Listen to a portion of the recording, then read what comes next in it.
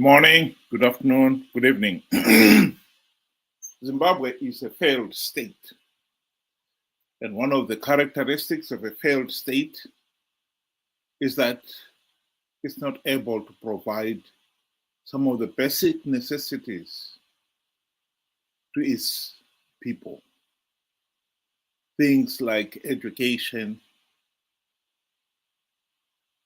healthcare, jobs, and hope. Zimbabwe's economic decline started soon after independence, when ZANU PF got into power. And the country has been in economic decline ever since. But in Zimbabwe, we dare not say it. Because to say it, you are labeled a traitor, unpatriotic, and all manner of labels. Here is ZANU PF's propaganda, the party's publicity spokesperson, giving us a sermon on the mount on what we, the people, should say about the regime. That we have some within us who actually utter such a stupidity with confidence. If we were to look on a factual basis, which is how we work as ZANU PF, we find that there is no comparison between the colonial regime and now. We look at the average African bread basket, the things that are common day food for our people today were Christmas delicacies, things such as bread, chicken itself. These were Christmas delicacies, but these are now everyday items for our people. We look at the infrastructural changes that have been propagated by President Mnangagwa. This is incomparable to whatever the Smith regime did. And mind you, the Smith regime was doing all this infrastructural development for their own benefit. I think the people of Zimbabwe are not cognizant of some of the facts that are the reality of our existence. We had a bill for the Kariba Dam, which we finished paying off. We do not owe that to any vestige of colonialism. And if you look at the colonial economy, it was an economy which was focused on about 120,000 whites, with all the other Black people within that country living a life of servitude. Black people and dogs were not allowed into certain areas. But now we find that the Black people are roaming free and everywhere. So this is not a question of fact. This is not a question of even addressing an evil thought. This is a question of addressing a stupidity. And stupidities are difficult to address because stupid people, like the dead, never realize that they're stupid. Well, we'll put aside the insult of stupidity. What we are talking about here is a situation where people are saying the economy is in ruins. It is in ruins. And to keep on denying it is an insult to those who are on the coalface of the failed economy. The Zimbabwe economy has been in decline ever since independence. It shrunk by a staggering 50% during the period 2000 to 2008, accelerated by two main activities. Number one, the seizure of the white-owned farms. And they were given to the ruling elite and their cronies. On paper, they were given to the landless peasants, but we know that didn't happen. And the seizure of the farms was to trigger Zimbabwe's collapse of its agricultural sector, and with it, the economy. And the other accelerant was the madness of printing money during that period, which peaked in 2008 with inflation soaring to staggering heights of 500 billion%. The Zimbabwe economy collapsed and has never recovered. It is therefore laughable for anyone to be saying people were better off before the economic collapse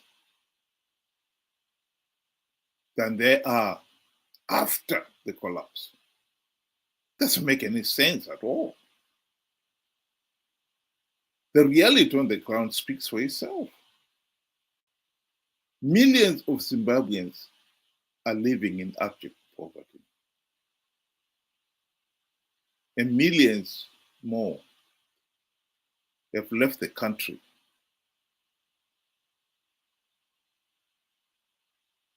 as economic refugees or political refugees. That is the reality in Zimbabwe. And why we shouldn't speak it? For fear of being called neo-colonial detractors, unpatriotic, is absurd. Of course we should speak it out. And we must speak it out. What must also be emphasized here is that the people of Zimbabwe have been denied a meaningful say in the governance of the country. And this is at the heart of why Zimbabwe is in this economic and political paralysis. The people have been denied a meaningful say in the governance of the country ever since the country's independence. ZANU PF has rigged elections. The only time the nation has come nearest to holding free, fair, and credible elections was in 2008, when SADC leaders had put enormous pressure on the ZANU PF regime to carry out some fundamental changes in the electoral process.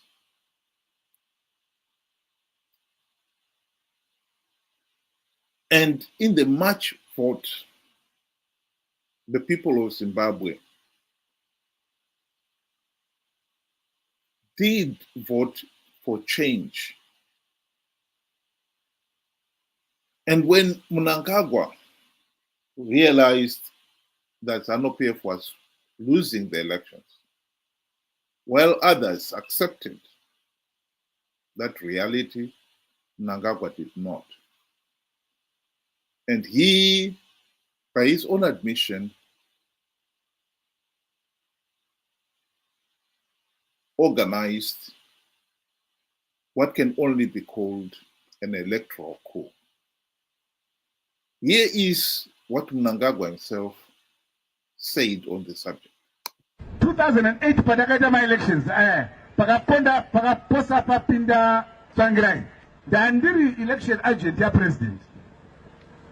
Ma-results abuda tiri party headquarters vamutasa vanga vari secretary vedu ve-administration vamutasa muripi ndafona ndiri kwarusapi komogwenda kwarusapi seka ma-results achibuda kudai vanga aiwa zvako izvo Mnangagwa ndezvako endaenda kumusha ofisi vanga vabisa zvinhu zvavo zvose watofunga kuti ZANU yadini yaparara. President ofona zvakamira sei kati ndomamira zvakaita takatodini kateda sei manje mama ndikati abvudzai baba nditaurira baba gadzirai politburo cabinet musarangarira zvimwe zvinhu gadzirai chi cabinet asi nangoda kuti muzive kuti 2008 ma-results abuda vamutasa vakatiza. As a country we face a generational transition. Vana vesa vari kuma below 35, they are crying out for help. The country is in a mess. Arusuru, we know we are inheriting a mess. We know this country has been left with nothing. I'm assuring you that starting from tomorrow, you see a different nation from what you have seen or read on the news about these results and everything. Where we are going ahead there, the situation will be very different. What we said to our people, they could not see with their own eyes. We are going to act as we see it fit. We are prepared to go the whole distance.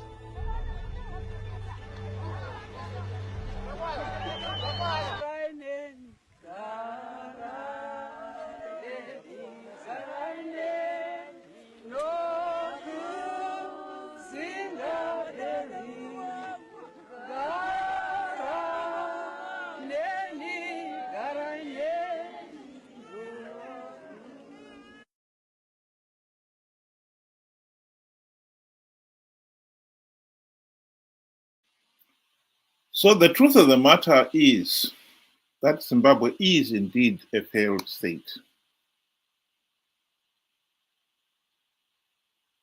And we are stuck with a regime that is tyrannical and oppressive. ZANU PF, Emerson Mnangagwa, did not win the 2023 elections. Even SADC and the AU election observers condemned those elections as flawed. ZANU PF rigged the elections, but got away with it because CCC and their supporters participated in those elections, giving the regime legitimacy. Our biggest problem in Zimbabwe is ZANU PF. But in the last 24 years, this problem has been compounded by having an opposition whom the people risked life and limb to elect on the understanding that they will implement the democratic reforms that would stop ZANU PF rigging the elections. Alas, that was not to be. MDC had the golden opportunity to implement the democratic reforms during the GNU. They failed to implement even one token reform. And they've been participating in these flawed elections to give ZANU PF legitimacy out of greed. That is the truth. That is the political reality we are facing.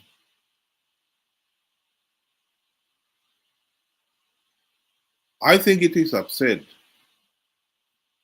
that ZANU PF should have the arrogance of calling people stupid,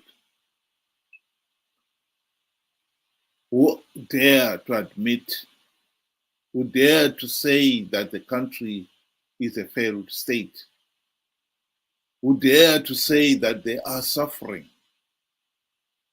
that they are living in abject poverty, that the country is going nowhere. But that truth must be spoken. And the people must realize that if they allow themselves to be silenced, the suffering will not go away. It will only get worse.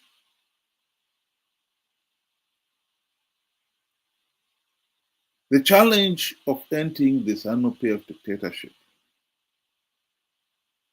the solution right now, is for people to realize that ZANU PF itself is not going to reform itself out of office.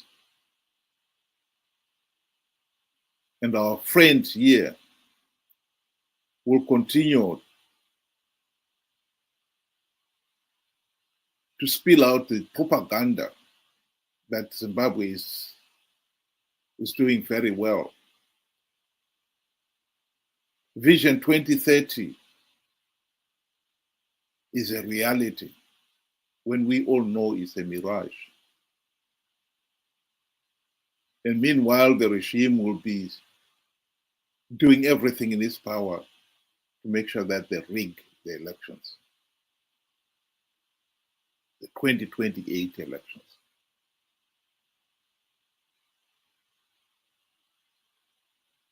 We can be certain that Nelson Chamisa and company will participate in the 2028 elections with not even a token reform implemented. And indeed, they'll be telling their supporters that the opposition is going to win big on the basis of yet another idiotic lie that they will win rigged elections. The only hope of breaking this endless cycle is to make sure that ordinary Zimbabweans do not participate in these flawed elections. That is easier said than done, because we all know that in 2023, people were given the same warning, and nearly 2 million voted for Chamisa.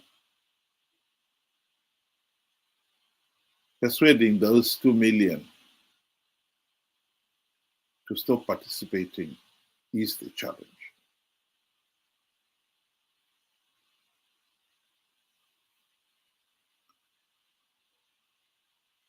I think we should be bold enough to tell ZANU PF that Zimbabwe is a failed state and dismiss with the contempt it deserves the regime's attempts to intimidate those who are on the coalface, who are suffering the ill effects of the economic meltdown.